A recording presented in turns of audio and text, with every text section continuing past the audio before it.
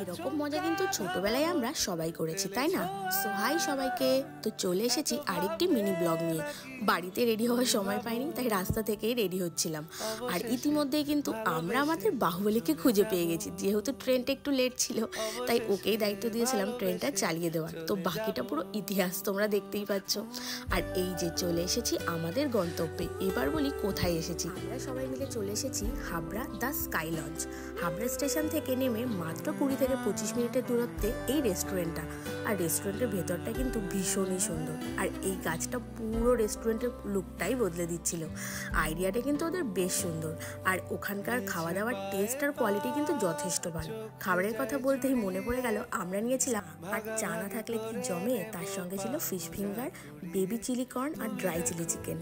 So ভিডিওটা আজকে এই পর্যন্তই। ভিডিওটা যদি ভালো লেগে থাকে অবশ্যই চ্যানেলটিকে সাবস্ক্রাইব করে ভিডিওটিতে একটি লাইক করে দিও। টাটা।